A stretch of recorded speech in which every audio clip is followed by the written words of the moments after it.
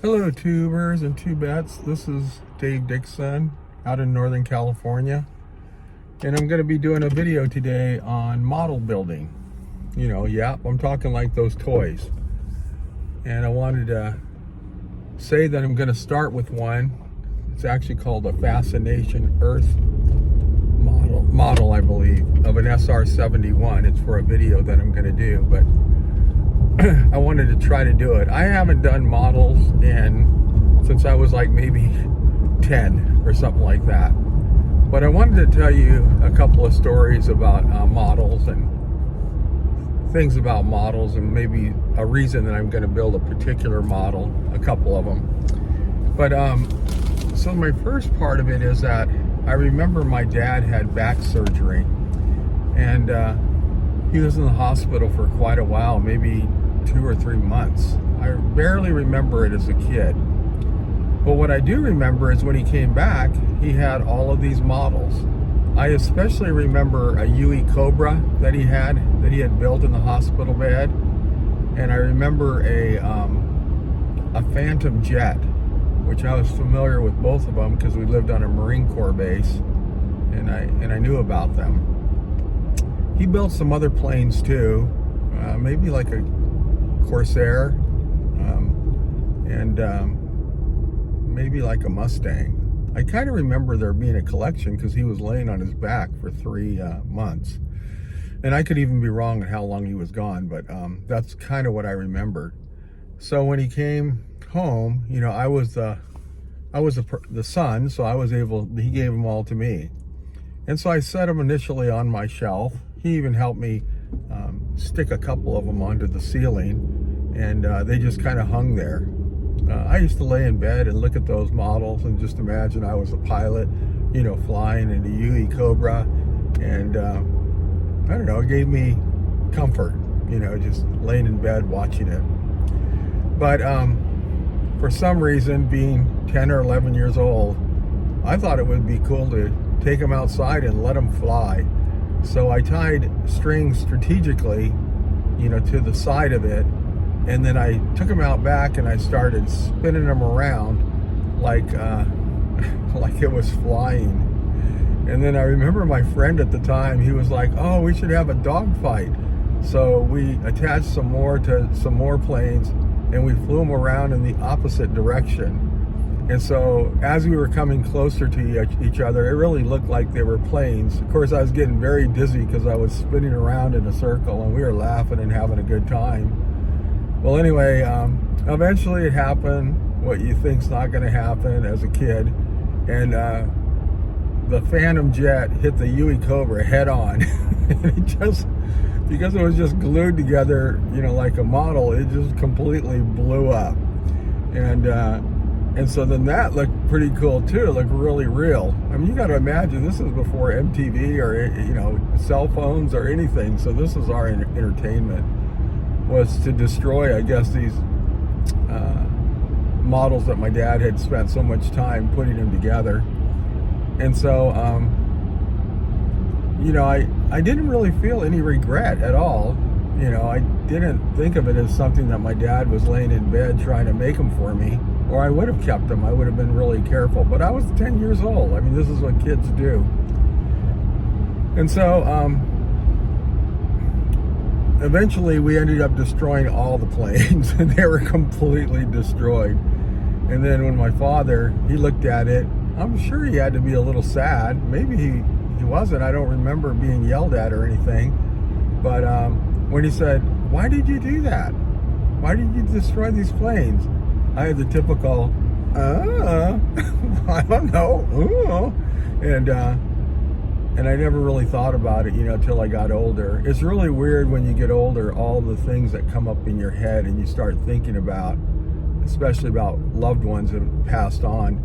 And I was like, man, I really would like to have that Huey Cobra again. I know that they make models of it, and I guess that would be important for me to try to make it, not just order one, So there's a thing called Fascinations, and it's these metal models, and I'm going to do a video on my interview with an SR-71 pilot.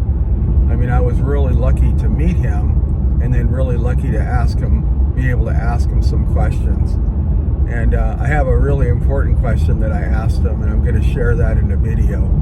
So I bought an SR-71 Fascination Earth model, and then I also, which I have to assemble that, and then I also bought a SR-71 kind of like a toy model. It's already put together. It came in yesterday, and I mean, it was just like a kid. I was like, this is so freaking cool. You know, I didn't share it with my wife. I just kind of kept it to myself because I'm sure she would have thought you're losing your freaking mind. So I'm going to get into modeling. You know, I already kind of do that with Batmobiles, but they're on a 1-to-1 scale. So I've been kind of intrigued with these metal ones, and I've watched videos on them. I don't think it's going to be too hard. They said this one is kind of moderately difficult, but then it also said age 14 and up, so I should be able to build it. If I can, I'll ask a 14-year-old to help me out. The second story I have is I remember as a kid, and I'm talking like maybe 5 or 6, we lived in Lamarck, Texas, in a trailer, you know, in a trailer park. And I slept on a bunk bed. My sister slept below me. I slept on top of the bunk bed.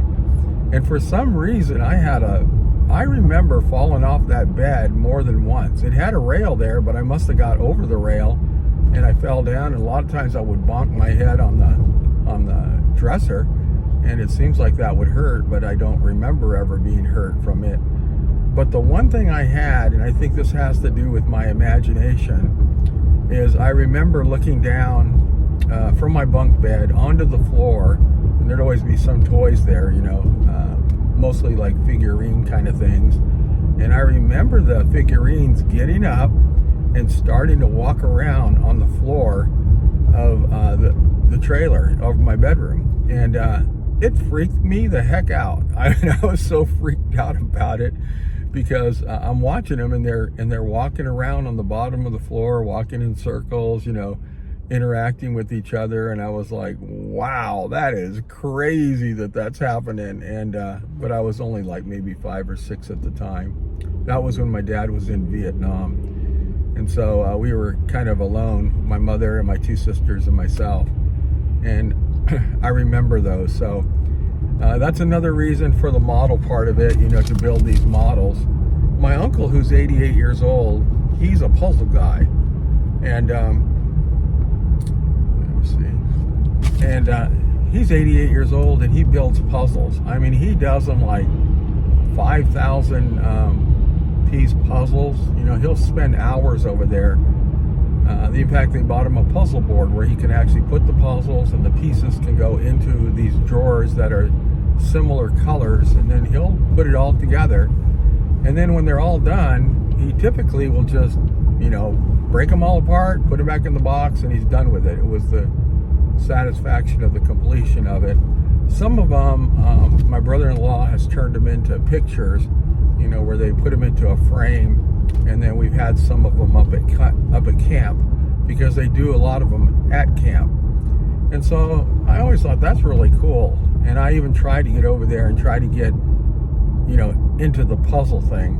My wife is into it, and so is my sister-in-law, my brother-in-law, but I just, for some reason, am not into building puzzles. I haven't gotten to that point. Maybe because I haven't done a puzzle. But models are like, that's interesting to me, especially when you can end up with a plane or something at the very end. And so models of planes or cars, those are really just 3D models, you know. There's some guys, I was watching them on the YouTube videos, and these guys are at like such a different level. I mean, they're scribing all the lines to make them sharper, and putting in filler, and sanding them down, and painting them very, very realistic.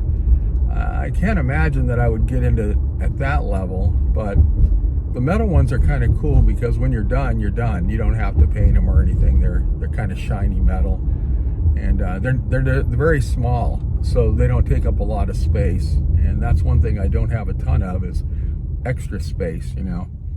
So one of my thoughts is to build these little models, and there's one of a Japanese pagoda which I'd really like to build, but it looks super, super difficult. So I'm going to start out with this SR-71, and that's to go with my video that I'm going to do on the SR-71 Pilot. And then you know, I can go to my UE Cobra, and then also to my Marine Corps Phantom jet, which is what they used to fly over there. I just always loved that style. And so that's going to be my new little project. It's good for another reason. It supposedly doesn't take very long, so maybe I'm talking about, you know, 10 minutes or less. I mean, obviously my first one's going to be a mangled mess, but my second and third, and you know, you start to get better at it, then you can just kind of pump them out. And they have all different kinds of models in this fascination group, so I'm really looking forward to it. And just something different to do, you know. And also I'm doing it for mental health. I think it's good to do puzzles and things like that, but like I said, I don't like doing real puzzles, so these 3D things would be pretty cool to do. Anyway, I just wanted to tell you about it. I'm going to probably do one today, and then I'll post it. Thank you much, and have a great day.